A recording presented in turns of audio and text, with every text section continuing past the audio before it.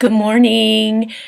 Here I am sitting in this mess I call my conservatory and need to come and check in with you all here. Leslie and I were talking that the amount of posting that we have in this class, because it's so large, is next to impossible for me to keep up with. In fact, here we are Friday morning and there are over 100 posts, and mine included in that number, but trying to post with you all. And I keep up with every morning. We get the digest, right? We see what's going on. I'm reading and I'm wanting to respond, and it's, oh my gosh, I just can't do it. So what Leslie has suggested is that I tape a verbal response, that I come into your home, your office, wherever it is that you are working, that I can interact with you in this way, and then I can read your responses.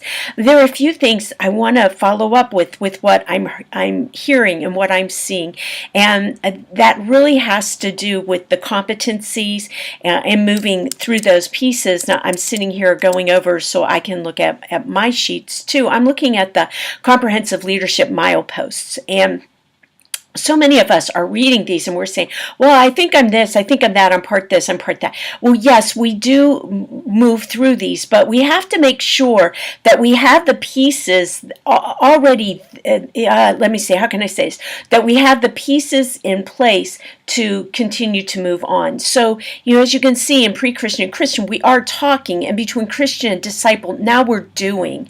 But it builds, and I'm trusting most of us in this class are disciples, but then this leap to missionary, it's a pretty big one. This move from doing to being, and a lot of us are being. We are living out and moving out of who we are in our core.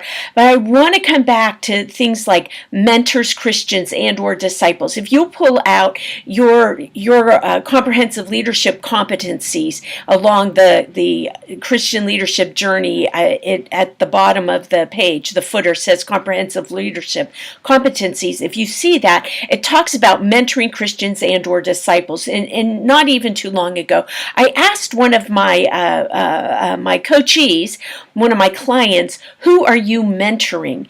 Who specifically? When we talk about mentoring, that means who are you meeting on a monthly basis? Who are you meeting with on a weekly basis? Who are you personally mentoring? And so the answer is not, well, this group or that group. This is sitting down and talking with them. When you look at that, you're clarifying your values there in that disciple place. What are your values, and who are you doing that check-in with? This is so intentional, it's unreal. And this is what sets it aside from so much of what we do and what we're taught.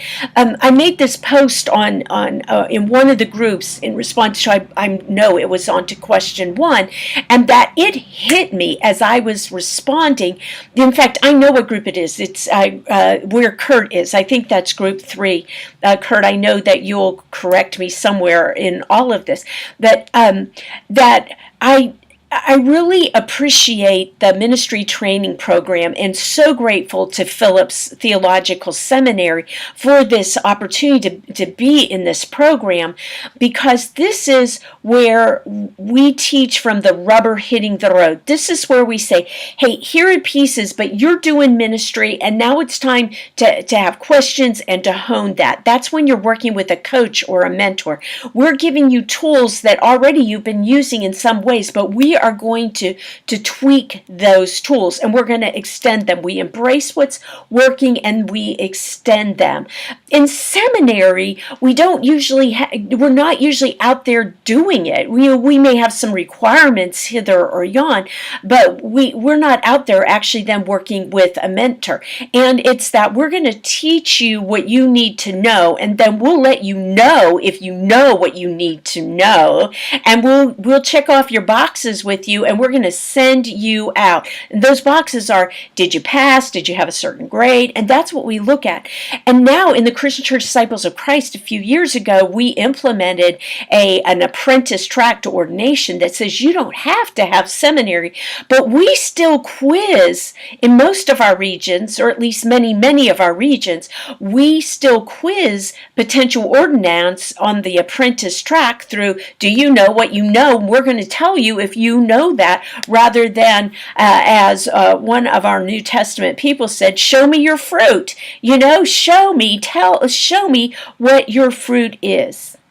So if you're going to mentor others, if you're going to disciple them along the way, you have to have somebody who's mentoring and discipling you. And my question is, who is that person? Who are you sitting down with every week? Or every month? Who's asking you those questions? Is this your person or your persona acting out of ministry? So I really want you to go back and look at those comprehensive leadership competencies and ask yourself those questions.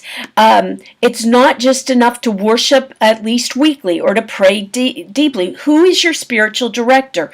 Who is your mentor coach? Right? I'll say more about a life transformation group in a moment.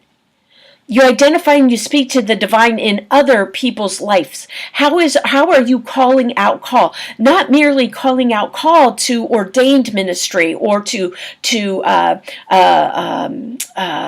commissioned ministry or to lay ministry, but how are you saying, wow, I see your call, that how God is calling you to be to work for animal control. I see in your giftings. This is where I'm seeing Jesus in you. Now, you may not have that gifting yet. You may not know how to do that yet, but a mentor coach in those areas can help you with that. Are you working in cell groups? What do your cell groups look like? Those would be small groups, but cell groups, who is mentoring you in that and in those dynamics? And how are you teaching that to others? Right? So this is, you've got to be asking yourself those questions. Now, with those ministry phase groups, I want to say this about that. I love this because it helps us with the growth process. And those of you in this class that were in the faith development class this last session, you may remember that we were talking about faith development depending so much on experiences, good and bad, and not so good, and not maybe so bad. That's what Bobby Clinton is really talking about here. These checks on our lives, these times where we have to face our values when we're tempted. That we really have to ask ourselves, about our calling. I'm looking at phase 2 here. These. My pages aren't working here. Bear with me. I'm trying to get to page 2. I'm trying to get now to page 3. These tasks and assignments. What has grown me into giving my time and my talent? What ministry challenges have I had? Am I sure that this is God's direction? It's one thing to say, yeah, I'm sure. But what have you experienced in your life that says without any doubt, yeah, this is why. This is how I know God is calling me. Not because, I'm doing these great things, not because I've got this fruit, but where were the challenges along your lives? That's where we really need these mentors, these supervisors, these people that are challenging us, that aren't merely lifting up. And I was in a classroom the other day where they were doing the silent cheer, woohoo, woohoo. What is it that you that you're doing, that you're learning? Okay, so really, I want you to dig in here. a word about these life transformation groups. Woohoo! Kaylee, was it you or maybe Susan? I'm not sure who asked about or has said, I don't even know what a life transformation group is. Well, touche to you, because if you are moving along and you're saying, oh yeah, I'm moving into missionary, well, then you need to be doing life transformation groups and things like that. I am going to post a document. It's a PDF, and actually it's a journey group. I've changed up the language on them. We're calling them journey groups. A journey group is where you start by meeting with 2 or 3 other people, and it's about community, accountability, confidentiality, flexibility, and reproducibility. This is one of the ways you start new cell groups. This is one of the ways that you're helping people move along in their faith. And what you do is you meet weekly. It is a weekly meeting, and I have found it takes me at least an hour. My husband can do them in about 30 minutes, which amazes me, but then I'm much more verbose than he is, and I find sometimes you get right in and get right out. And the people I tend to work with, we're more processual people, but that's neither here nor there. Anyways, you agree to read scripture, and you all decide what you're going to be reading in scripture during the week, and then you come back the next week and you talk about what you gained out of that scripture. And you might remember, I really like the question, what have you read in scripture that week, that this past week, that amazes you, confused you, excited you, or scared you? So you're reading this scripture all together, and you come back and you check in around what amazed me, what confused me, what excited me, or what scared me,